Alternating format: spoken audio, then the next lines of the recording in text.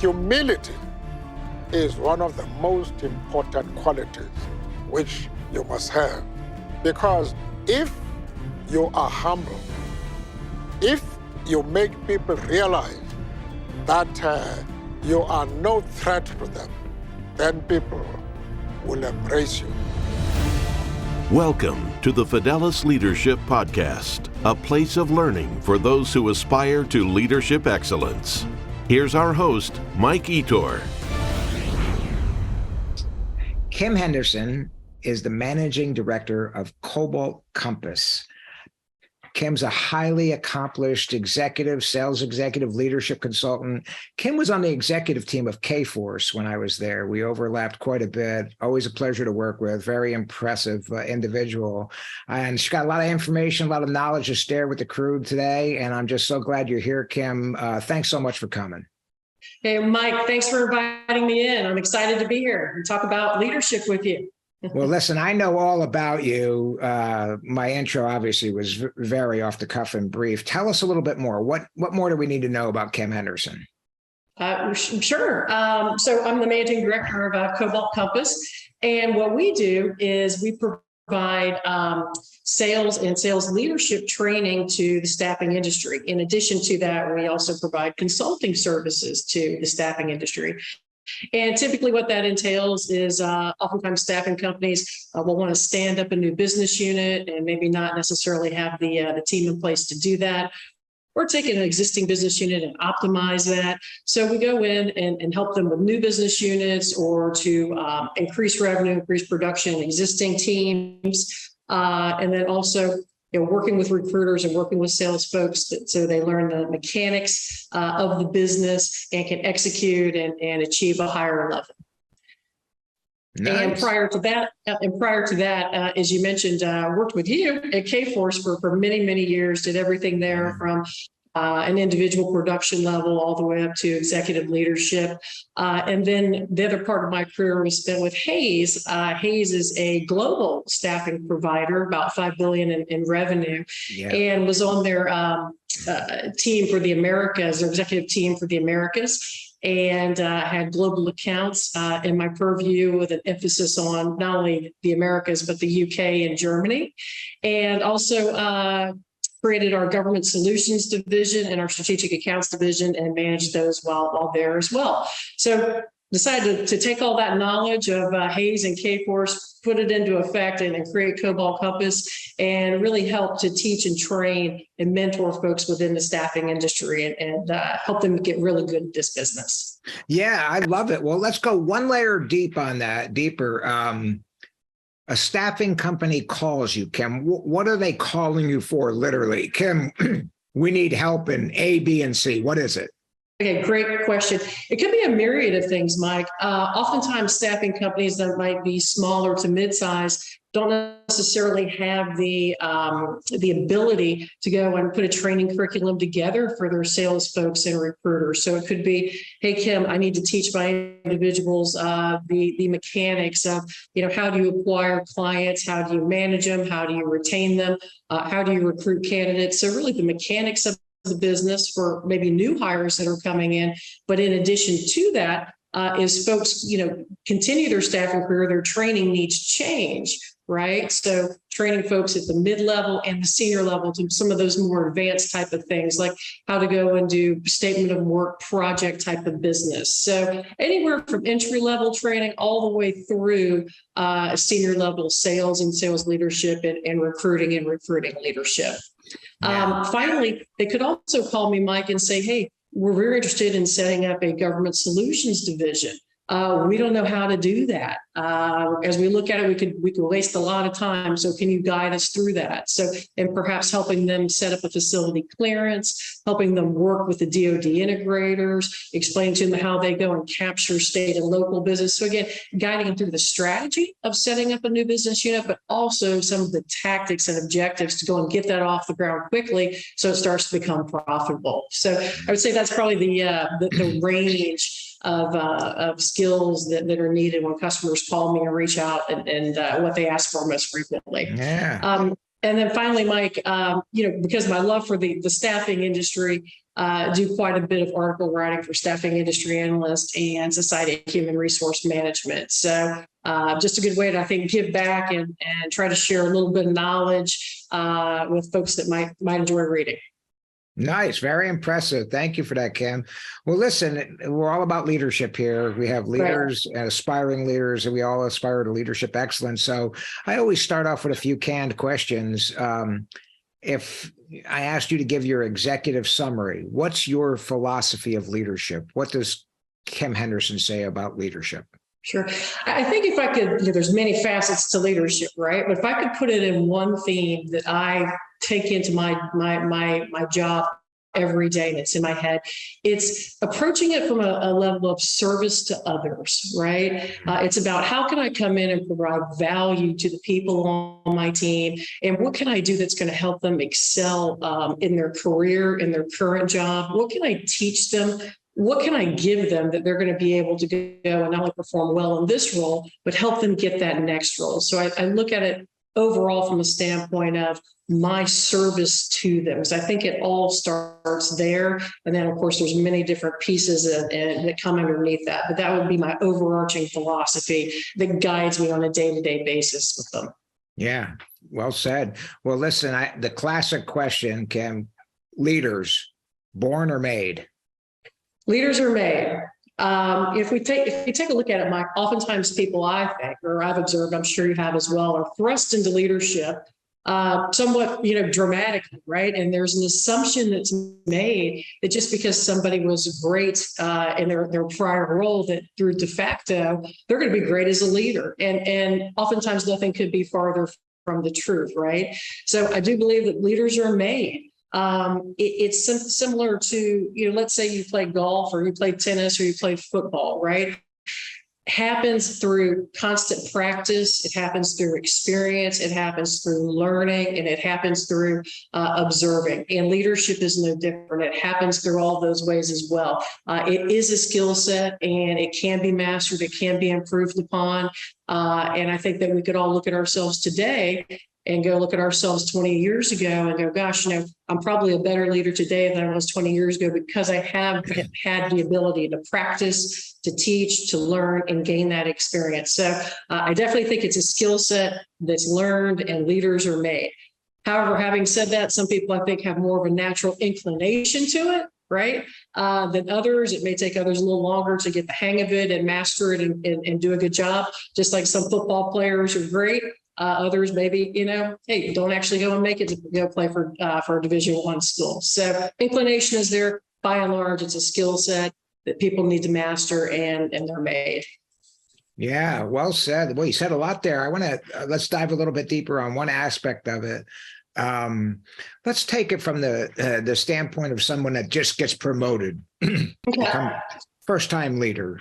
Some things that she should do, not do? How should she approach this new role?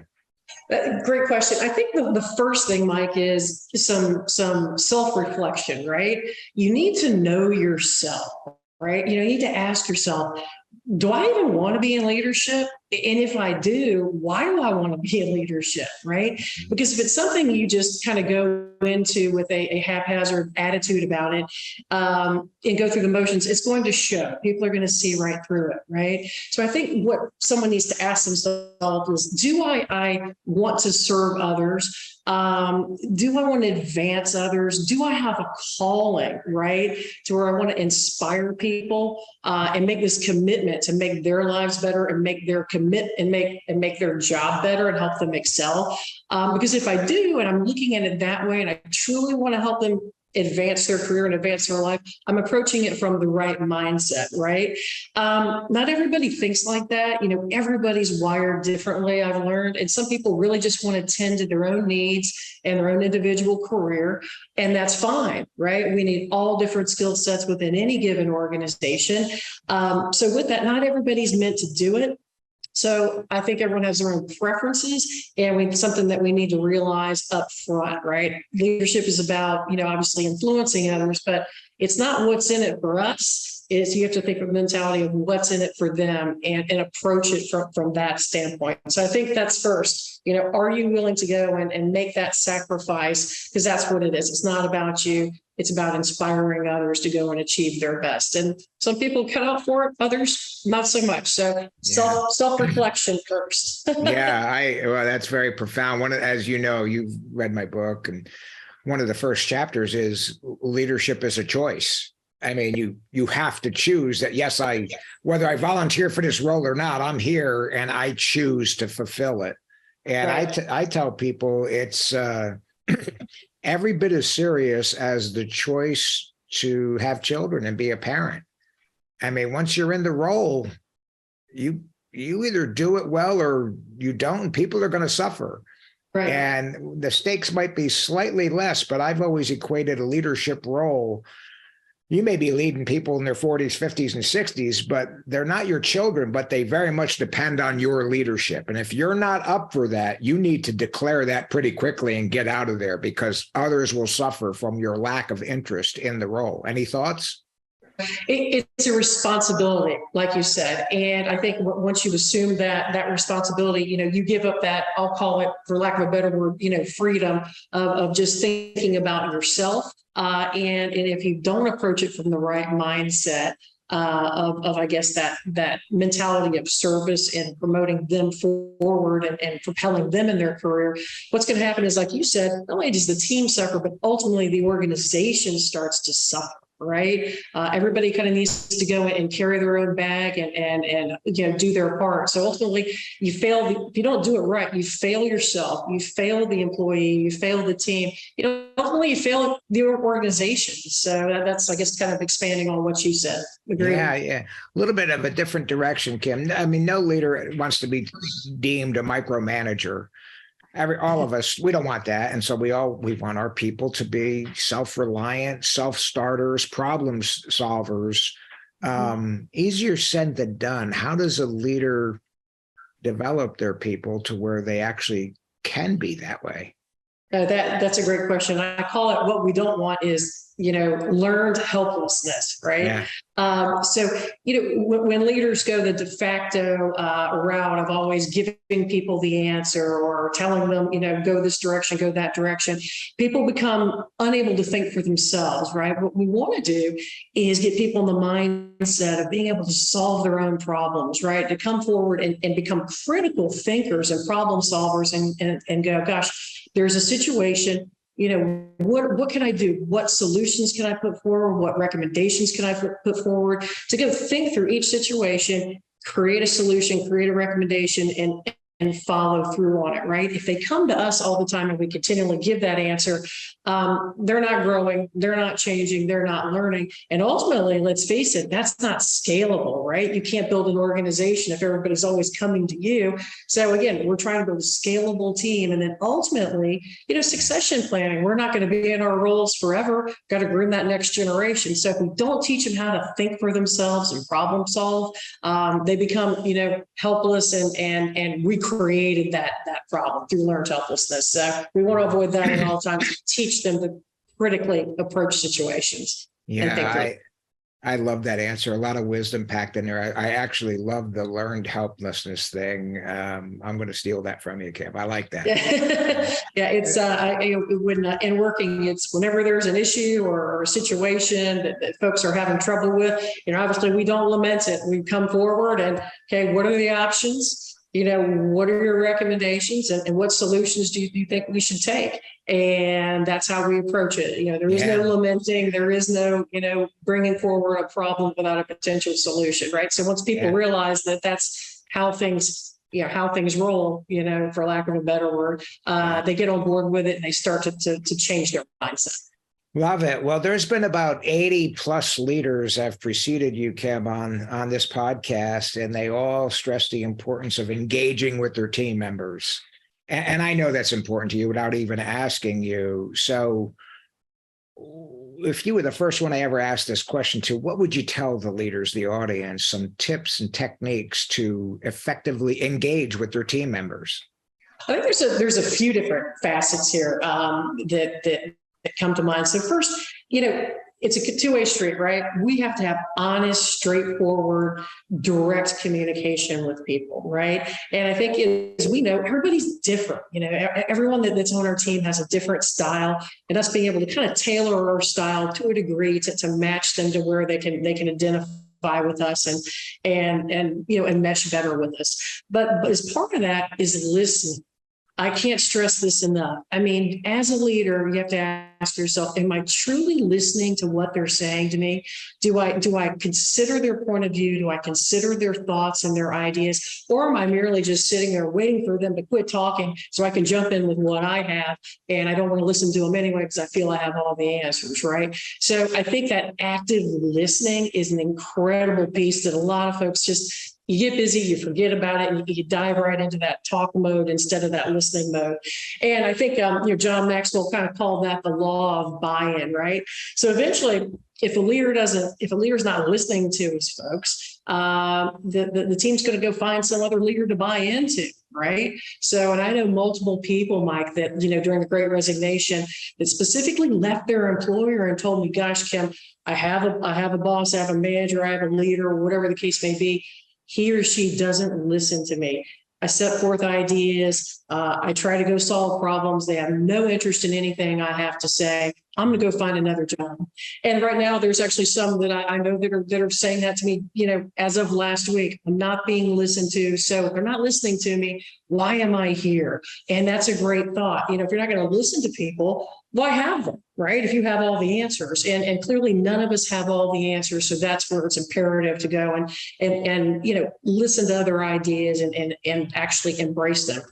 But further with that is, I think the bigger piece, Mike, it's that personal connection with people, right?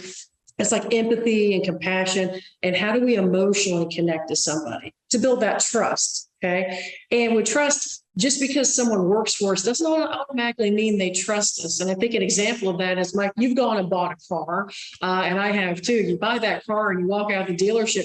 Did you necessarily trust that guy you bought the car from? Probably not. You just did the transaction, you left, or you have someone come to your house to do a repair. Don't really trust them, but you're like, so we have to build that trust. And I think a way to do that with the personal connection is to really get to know them.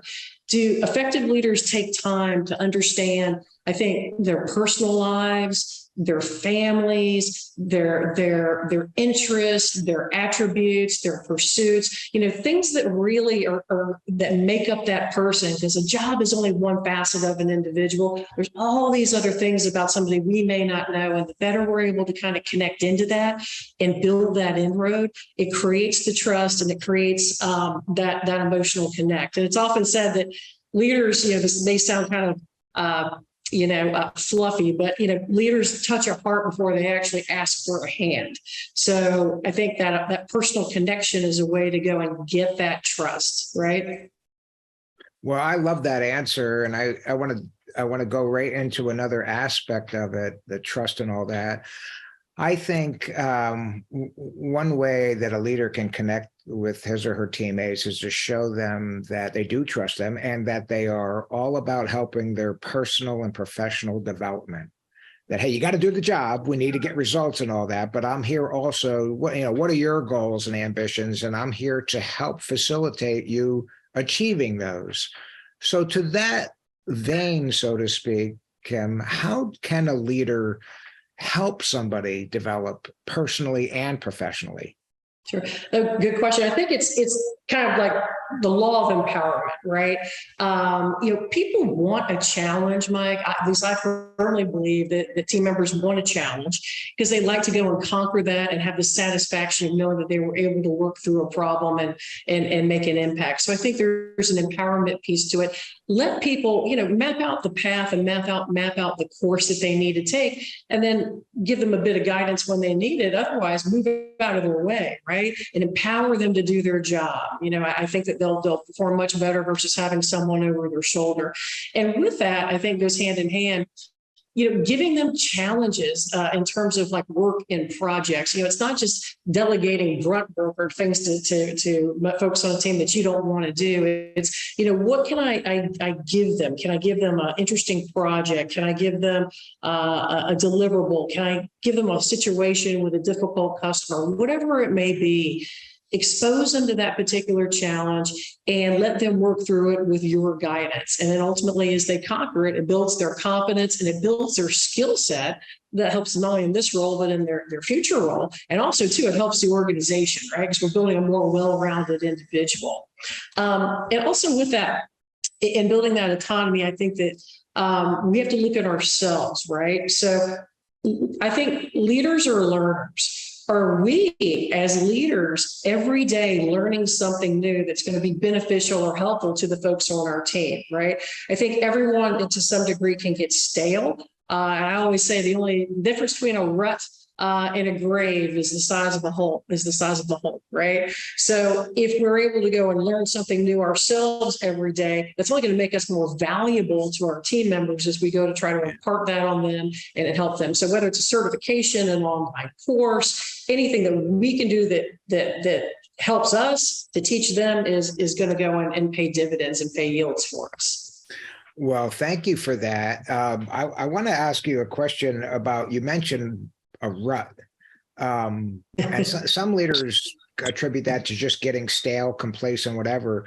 How can a leader or leaders avoid becoming stale and finding themselves in that rut? And of course, if they don't get out of it, it may turn into a grave, euphemistically speaking. So how do they avoid it? Staleness and a rut. So I think that, a couple of things. It's your mindset and your attitude, right? You have this closed mindset that, I've got all the answers. I know the best way. I don't really want to listen to anyone on my team. I know better. That's a pathway to the rut and to the grave ultimately. So I think it's, again, having an open mind to listen to people, to take what their ideas that they have and action, right, if they make sense. And not only do the leaders feel like they were listened to, but, it gives them, even if you don't implement that idea, someone gives them their day in court, right, where they got to go through the exercise of it, of doing it. And I think that with that mindset, it's how you approach the workplace, right? So let's say on a day-to-day basis, people watch you take a negative situation and react poorly to it, right? People don't do what you tell them. They do and emulate what they see you do, right? So I think leading by example in terms of like taking a negative situation and quickly turning it around to go and solve a problem is a great example for the team to see, hey, we don't lament something that isn't going right and get stale and just get stuck in this rut. We put forth ideas, we put forth solutions, and we try something, right? I'm a big proponent of do something. Right? Even if it's not the right thing, doing nothing doesn't solve a problem and puts you in a rut. Take the best decision that you have with the information that you have in front of you and do something. You can always kind of tweak it and modify it later, right? And an example I would give you, Mike, is, let's say you're do something, right? You're in a grocery store and someone comes up and puts a gun to your back. I don't think Mike Ito or anybody's just going to stand there. You're going to do something, right? Maybe the right or wrong move, but you're going to punch him, you're going to hit him, you're going to run, you're going to throw something at him. So to that point, people get in a rut, leaders get in a rut when they continually, again, don't learn, lament a problem, and don't sit down and creatively and resourcefully think of solutions that they can put in place to go and drive forward and drive the organization forward. So when in doubt, do something. Yeah, I agree with that. And I want to talk a little bit on a different tangent, goal setting. What's your thoughts on goal setting and along with goal setting, getting the feedback, acquiring feedback or having your people give you feedback on the status of those goals, achieving goals. So how do you approach it from Kim Henderson's perspective? Is Kim, achieving her goals? And then as a leader of a team, how do you set and monitor and acquire feedback on those goals and objectives? Great. A lot of great question, a lot of pieces to this. So I think when it comes to goals, what I found to be helpful is, as you're setting goals with the team, asking for their questions, their thoughts, their ideas, and their feedback as you're doing it, right? You can be setting forth a goal and maybe they don't feel that that's attainable, right? If you don't ask the question as to why they don't think it's attainable and get their thoughts, then ultimately, there may be starting out disadvantaged. So I think getting their feedback to the goals and setting the goals gets their buy-in with them, right? Second, of course, Mike, we know they need to be clear, crystal clear in terms of the objectives. So we can sit down and go through them and determine what's being accomplished and what hasn't been accomplished. And when it comes to the feedback portion, I think it's got to be incredibly direct and incredibly clear. Even if it's constructive criticism, it's got to happen. That's how people grow. That's how they change. And that's how they understand if they're hitting expectations or not. And I think there's a lot of leaders that maybe are uncomfortable with this whole feedback type situation, and they give these very vague, amorphous type comments to their team members, and their team members almost, to a degree, not only do they not grow, they almost view that leader as disingenuous. Well, wait, you were really vague, you were really amorphous and ambiguous. I don't know what you meant by that. So you got to be clear, you got to be direct. And, and when there's criticism, it's, to a fault, you have to lay it out there because it helps them grow. And again, Mike, it's all how you present things. I often say, I can tell you the same thing and I can present it on a garbage can lid, or I can put it on a silver platter. I'm saying the same thing. It's how I give my delivery, right? And we can tell someone constructive criticism and they can walk out feeling like $1,000,000 going, hey, wow, this makes sense. I'm going to go and work on this. Or they can leave the room feeling dejected and demotivated because you didn't approach it the right way. So again, have to be clear about our feedback, but by the same token, need to do it where we're not destroying somebody, right? It's all in presentation. In addition to that, I think on a daily basis, Mike, we have a lot of opportunities for feedback that we may not take advantage of, right? There's a lot of live coaching moments that I'm sure you've seen over your career where, hey, Bob, that meeting that we just got out of, let's kind of go and do a fishbone diagram on that and determine some of the things that we could have done better there. What didn't we do? So there's a lot of, like, I call them live on the fly feedback moments that we don't necessarily take advantage of that can be great learning opportunities for people. Okay. And then further, what's good for the goose is good for the gander as well. Getting constructive feedback on ourselves as leaders, right? Asking our team, and it can be hard sometimes for leaders to hear this, but we need to hear it, right?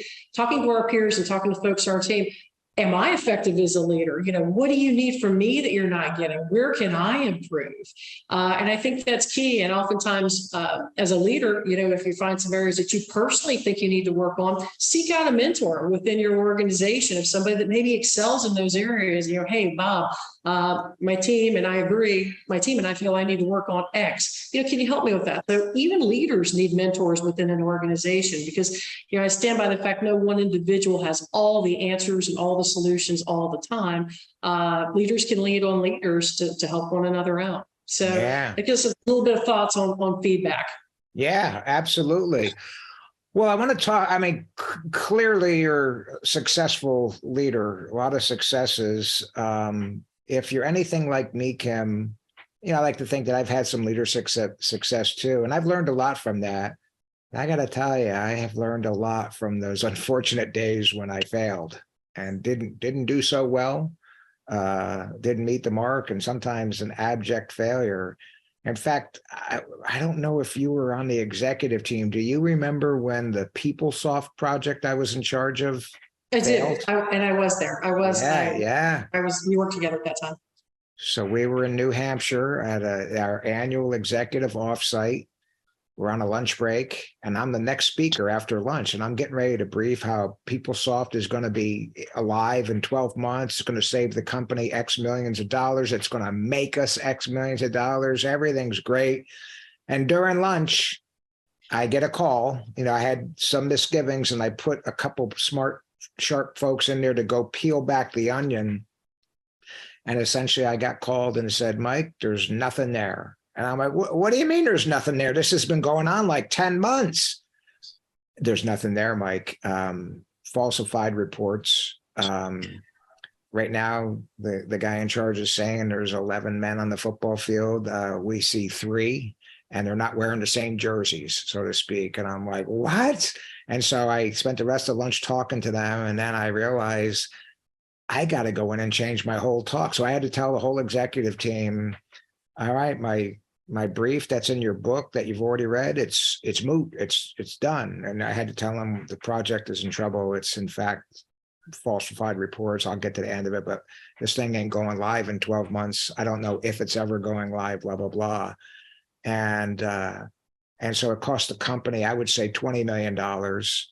It took another year and a half after the first projected deadline. Our stock price went down because Wall Street knew that we were investing, and we went live and said, yeah, it's going to be live in Q3 of the following year. Well, it was live in Q3 2 years later after that. So it was a monumental failure. Now, did I have technical knowledge? No. Was I the executive in charge and ultimately accountable? Absolutely. And it was embarrassing, humiliating, probably the largest single failure I've ever been associated with. And all fingers were pointing at me. I mean, I was the executive in charge. I'm an accountable guy. But I have to tell you, Kim, it wasn't a good place to be, but it became a very good place to be from. I learned a lot from that. And my fellow executives said, hey, I'm kind of embarrassed that I didn't offer you this guidance. In hindsight, you probably should have done this. We probably should have had some auditors come in and check the progress and all of that. So I learned a lot. So anyway, this long intro that I'm saying here is, do you have any not so good days in your history? And what did you learn from them if you had them?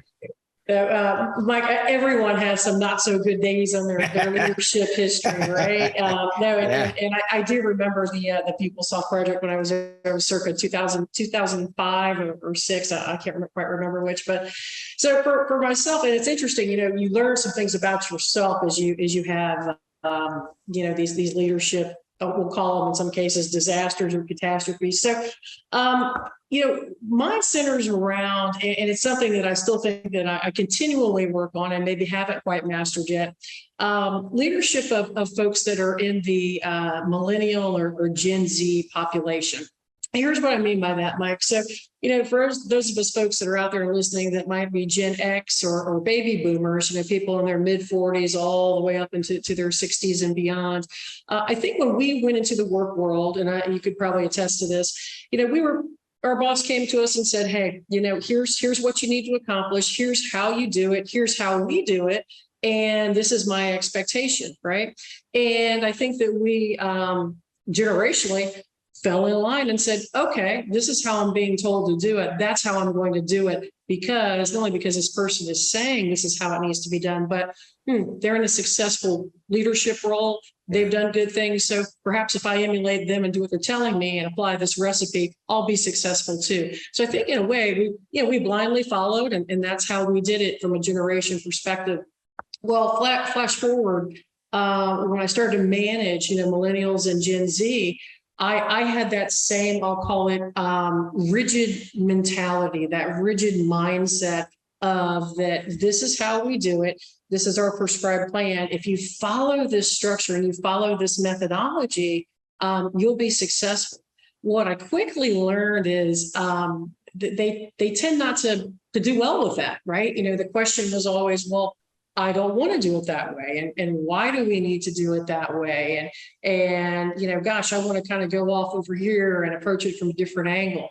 And I think what I did that was a failure in the beginning was I kind of dug in and said, no, this is how we have to do it, right? And then ultimately what it led to is, a couple of folks, that were of that, 20-something population leaving and going to other teams, right? So when I sat down and looked at myself and actually took a course on how millennials, how they like to be managed, realized I was doing a lot of things wrong. Number one, they like constant feedback, right? And we talked about feedback earlier, and there's all those live moments to go in and train people. Net was, I wasn't really doing that, right? I was kind of giving that feedback once a quarter when you sit down and you go through a review, or once a month. And then they crave that, how am I doing? How am I doing? How am I doing? Almost on a daily basis. So had to modify my leadership style when it came to feedback. Second, when it came to my rigidity, for lack of a better word, this is how it's done. This is our methodology. What I realized is there's probably a couple different ways to catch a rabbit, right? So, there's not one way to do a business. There's multiple ways to do it, multiple ways to get a result. So what I learned I had to do was say, okay, so we'll try it your way, right? But we're going to sit down and we're going to review it at the end of the month. And if trying it your way isn't yielding the result that we need, then we're going to go and we're going to have to do it my way, right? And then so ultimately what I found is, in trying that, people were able to go and get results by doing it a different way and maybe not following my prescribed methodology and plan to the T. So I had to kind of, to a degree, change my leadership style with them to communicate better, to give them what they need, and to approach it from a standpoint that would motivate them, right? Because before I wasn't motivating them, I was driving them away. So I think that I would look back and say, well, I'm not 100% mastered the Gen Z population, have had to go and revise my approach to it. And it took a couple failures to actually realize that. Yeah. Wow. It's a different generation, and there are differences between the generations, and really had to learn that. Yeah. Well, when I do some coaching and training, Kim, to support your point, I put a quote up on a slide just like this. And it's a quote. It says, "This younger generation is disrespectful, slovenly. They do not respect their elders. They have no respect for authority. They're always late. They're slobs, blah, blah, blah."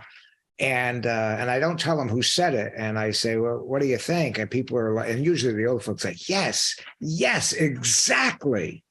And then I put the next slide up with the author, and it's Socrates.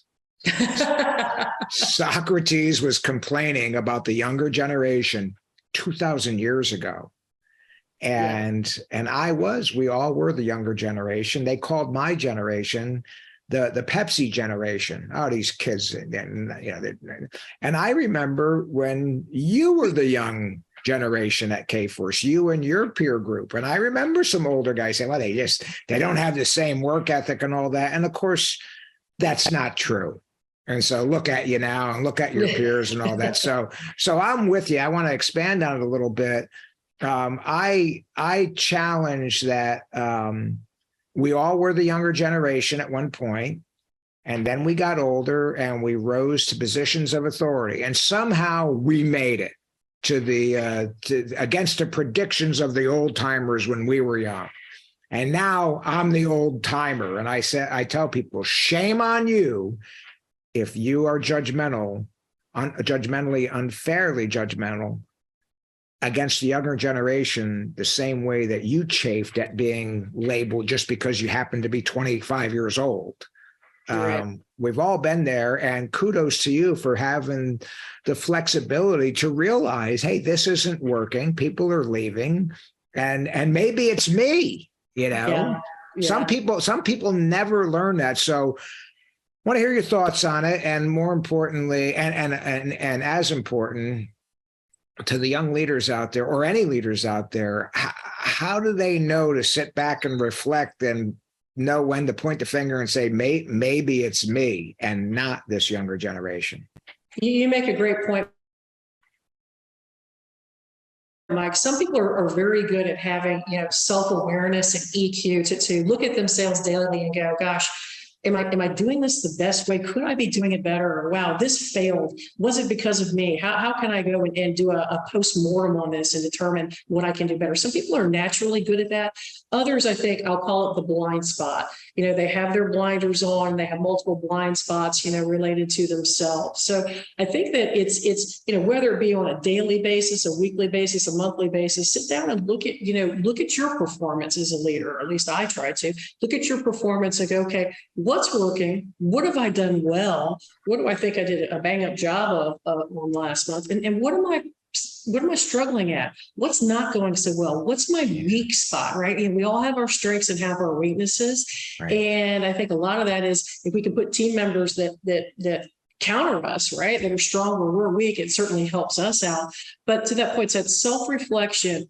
Pick a day, pick a week, pick a month, whatever it is, to look at what's going right and look at what's not going right and what you can do about it, right? And seek out the help to go and make a change, because otherwise you never grow. And then the next thing you know, like you said, it cascades on itself, and you lose 2 people, then you lose 5 people, then you lose a department, then you lose a team, then everyone's fleeing an organization. So it has a domino effect. So some are better at it than others, but set aside a time, whatever it is, monthly, weekly, and kind of go through what's working and what's not, and seek out some assistance. Yeah, I love You feel it. you need it. Yeah, well said. Well, another thing about leadership that I've learned is I've learned probably as much from the bad leaders in my life as I have the good. It sucks to be under a bad leader, as you know, but to make a constructive situation out of it, I said, okay, this guy's terrible. I hate life right now. But I got to tell you, he's providing an excellent example of what not to do, what not to say, how not to act. And a lot of my leadership style was gleaned from them. Agreed. They're bad examples. Like, geez, don't ever do that, Mike. Remember how that feels. Well, I'm assuming that you had, a couple of not so good ones, in your career. What do you think about that? And what are some of the main lessons you've learned? So, Mike, it's kind of like the bell curve, right? So we've had probably, we can all point to a few exemplary leaders, in our lifetime that we've had. And then there's probably a few, we'll call it poor leaders. And then there's the ones in the middle that maybe were kind of okay. From the poor standpoint, the things that I learned, in terms of, like you said, what not to do, or the ones, what made the poor ones poor is, number one, I go back to what I said earlier, listening. They had no ability to really actively listen and consider your thoughts, consider your ideas, and consider your perspective or your point of view. It was more, I'm going through the motions. I'm listening to you talk. I'm not listening. I hear the words coming at me, but I'm not going to do anything about it. And I'm not going to go and actually entertain what you're saying. I'm just letting the words hit me. And then when you're done talking, I'll jump back in. So I think it's folks that didn't listen, folks that perhaps thought that they had all the answers, right? Mm-hmm. And then people that really didn't care, Mike. Again, I go back to the fact that you have to want to be a service to others. People that didn't have a genuine and sincere care and concern for wanting to help drive my career forward, or teach me something, or help me do better at my job, or help me get to the next level. The ones that didn't do that just, again, went through the motions, and I was just someone that was part of their orbit, again, strike me as the very poor leaders, and the ones I said to myself, wow, that's what I don't want to emulate. That's what I don't want to do. I want to really help to drive people, inspire them, make a difference in their life, right? Make a difference in their career. And I think, Mike, I'm sure you can look back on this and think of situations where, people don't remember what you say necessarily on a day-to-day basis. Years later, Mike, they're left with an impression. And that impression is, how did you make them feel, right? Did you help them in their life, in their career? Did you help them excel? Did you help them move forward? And to me, that's the ultimate test of good leadership. If there's people that can come to you years later and say, gosh, Mike, I remember when you did X, Y, Z, and you supported me in this project. Yeah. Help me get this role. I'll never forget that, Mike. That's the mark of a good leader. And conversely, the folks we're talking about on the poor leadership category side, can't say that about these individuals, can't really remember anything that they did that was, help propel me forward at all. Yeah. Well said. Yeah, you got it there. Listen, I want to throw a totally different question out of left field. Sure. Remote workforce. Obviously, COVID brought it on. It's here to stay.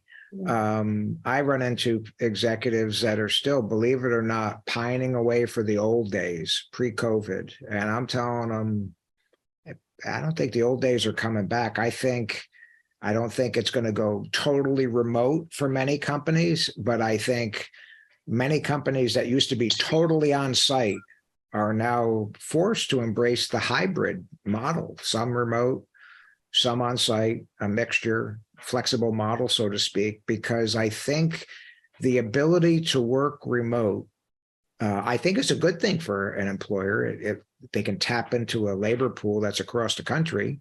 Right. And I also think it is absolutely a benefit today that if you don't offer work remote, Right. You might be putting your firm at a disadvantage because some people have proven they can do their job remote. And, if I have to come into the office every day and have childcare, pay for childcare and commute and all that, I'm not doing it. So I just said a lot. I just like to tap into you. If an executive asks you your thoughts on work remote, is it here to stay, and just some high level tips on how to do it well? No, sure. I agree with you, Mike. I think that some type of a hybrid model is here to stay. I don't know that we'll ever fully revert back, the companies that I work with and talk to, that we're ever fully going to revert back to 50 hours a week, in your office. That those days may be dead. But to your point, I think the leaders that are struggling with that, it goes back to some of the things that we talked about, right? Like, the failure of getting into that rut and into that mentality of this is how we've always done it. This is the right way to do it. This is the only way to do it, right? Like my example of managing, Gen Z, this is how we do it. And what we learn, again, what I learned from that and what we learn is there's multiple ways to go and again, put the rabbit in the snare and catch them in the trap. Just because someone's working at home doesn't mean that it's not going to be effective, doesn't mean it's going to be inefficient. It can be just as effective and efficient if done the proper way, right? So I think first we have to shift our mindset to go that, we need to evolve and adapt with the times. Again, it's adaptation, right? And this is an adaptation that we have to make. So with it, to make it more successful, beyond moving our mindset, I think we have to go and communicate even better, right? We really have to go and understand, listening to them. What are their issues? Where are they struggling? Because we're not there every day to see it. And we don't have those live moments to give feedback. So therefore, we need to have, I think, more structured, scheduled feedback time to kind of go through their performance and then also go through what some of their problems, their issues, what they're encountering, their challenges, and help them work through it. So I think communication has to be hyper focused and even more enhanced, right, than it does in an office environment, because we're just not there day in and day out to catch those on the fly moments. But it all goes to, Mike, obviously, we've had, hurricane in Florida over the past month. And if we look, the trees that survive are those palm trees, the ones that flex and bend and adapt and give it the wind. The ones that don't are those oak trees that are rigid and stiff and they fall over, right? So if we approach from the standpoint of, business is ever evolving, ever changing, and we need to evolve, adapt, and change and bend and be flexible with it, right? And once we do that, it's, again, getting out of your own mind. It'll be a lot more successful than if we just dig our heels in and say, that's how we've always done it. That's not going to work. Yeah, I love it. And I don't think I'm telling you anything you don't know. As you know, when we were together at Kforce was a great company, but it was in general decidedly against the remote model. Absolutely. They allowed me to do it. And I had a lot, like Mike DeGore and Dustin Hicks' team, cash applications and all. We had 170 people in that team, and about 140 of them were off campus. And they had industry-leading stats in DSO and accounts receivables, all that stuff. Great, I remember. Yeah, great DSO. But they were good, and we had almost no voluntary attrition. So they had that team together for 10 years plus. But in general, it's like, no, you can't build recruiters remotely. They got to be in the pit and the bullpen and culture. And who was I to argue with that? And then COVID comes. And so now they're forced to go remote legally in some places, but then after, we're remote, and I think you're aware of this. During COVID, with an entirely remote workforce, Kforce had record-setting years. When other companies were trying to hang on, they had record-setting years by far. And the stock pre-COVID was in the 20s. Post-COVID, it was in the 80s. And so they pulled it off. And they're such believers in the remote workforce now. I think you know this. They sold the building that we used to work in. They sold that big building and relocated into a space that's probably can house 30% at best of the number of employees it used to. Think about the savings that they're doing. Yeah, the real estate hangover is gone. Well, absolutely. To that point, I had a client that was in a big a world-class financial services firm. He said, Mike, we have 20,000 square feet in downtown Manhattan. And I can assure you, once our people, we said, no, you got to come in. We're, suit and ties, and it was a big name firm. And he said, well, COVID proved that they could do it remotely. And he said, I guarantee you this, when this lease runs out, we will not have 20,000 feet in downtown Manhattan. Exactly. We're thinking more like 3,000. Yeah. And in addition to that, Mike, you said that obviously Kforce had blew numbers out of the water. I know Hays had a similar situation. Again, competing company, people working from home had a really good year, 2021 into 2022 with that hybrid model, and of course started from everyone being at home. So again, it goes to embracing the change and embracing that innovation, right? And that kind of starts with the leadership, right? It's something that we need to go and accept, and it's something that we need to go and manage to. And let's face it, Mike, this isn't the only massive shift that we have seen and that we're going to see. Next thing is out there, right? And we don't know exactly what that's going to be. That's going to have a monumental impact on the business world, but it's coming. So if we use this as a lessons learned of what to do and learn about the things not to do, that recalcitrant, rigid, digging in, we'll be better prepared for all the challenges that are going to be forthcoming, whatever they may be. Yeah, I agree with that. And I don't want to turn it into a Kforce episode, but if Kforce people are listening, I got to believe that with Hays as well, but with Kforce, I heard some of their earnings call. And once they had to go remote and all of that, I heard Dave Dunkel and Joe Liberatore on the earnings calls embracing it enthusiastically. Like, this is the cards we've been dealt, the hand we've been dealt.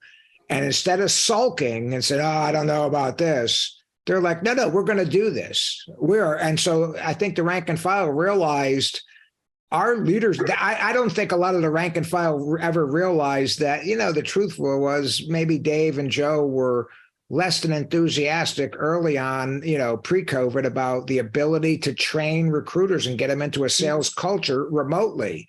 But once that situation was thrust on them, they didn't sulk. And they did what good leaders did. To your point, they became champions of it.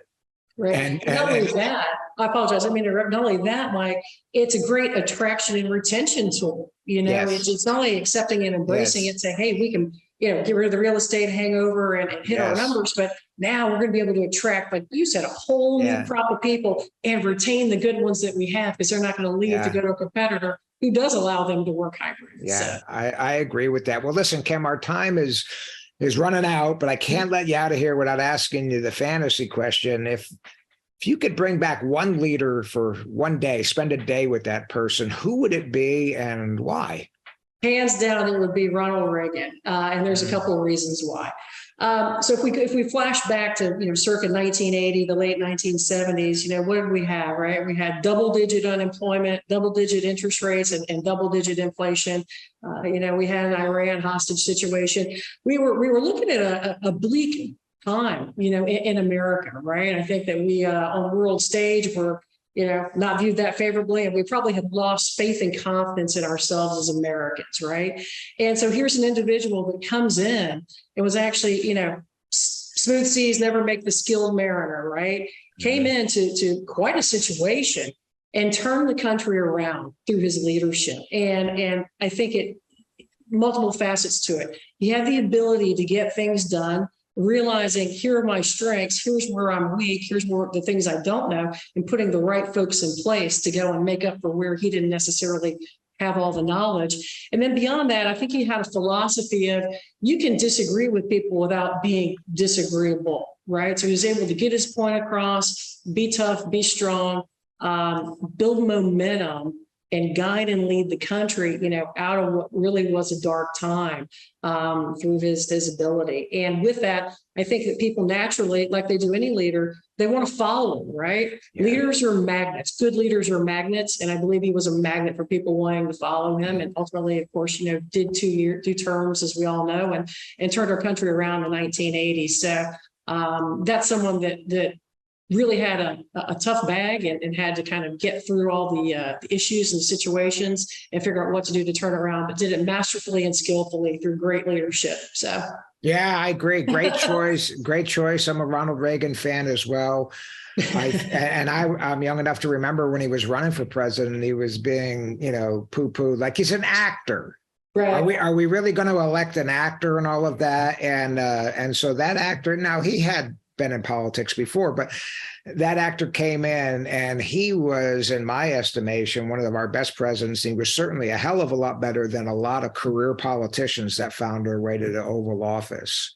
Exactly. And I think you could look, from a leadership perspective, what are the things that he did and he put in place that we probably all tried to do in our businesses, right? Sometimes successfully and sometimes maybe not. But I feel that we'd probably be in a different place had he not been there. Right. And he not won that election. And to your point, and one of the lessons I want maybe the younger folks who don't know who he is or never saw him speak or heard him speak, I think he was probably, in my lifetime that I can remember presidents, I can remember President Kennedy, but I was a little boy. I think he was probably the best communicator, the very best at getting on a national stage, a presidential address, and talking to the country and just talking in plain English and getting them to understand situation. Even if you didn't agree with them, you understood this is the situation as he sees it, and this is why he's making the decisions he's making. And he enabled the country to see the vision, right? Again, we're going to be the shining city on the hill, helping people see the vision, which I think is what any good leader has to do. Yeah. Where everyone understands how their specific job and role ties into the big picture and ties into the vision and the mission. Yeah, I agree. Well, listen, Kim, our time is up. How do people, I think people may want to reach out to you and get in touch with you. How do they get a hold of you?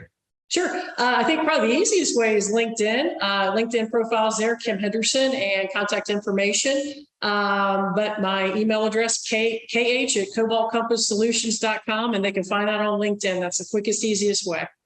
Well, awesome. I'm sure you're going to get some contacts, but listen, it's been a great episode. It's going to really resonate with the audience, and can't thank you enough, Kim. And I selfishly and humbly request that you consider coming back for another one sometime. Mike, it's been tremendous. I appreciate you inviting me in to talk about leadership and some of the things that work, and then maybe some of the things that haven't worked over time and what I learned from it. So appreciate it. It was Absolutely. Thank you. Absolutely. Thank you, Kim. Have a good one. Bye-bye. Take care. We hope you've enjoyed this podcast. Please subscribe, rate, review, and recommend to your friends. Please visit our website at fidelisleadership.com and sign up for our leadership newsletter. Until next time, remember the words of the ancient Greek philosopher Pericles. What you leave behind is not what is engraved in stone monuments, but is woven in the lives of others.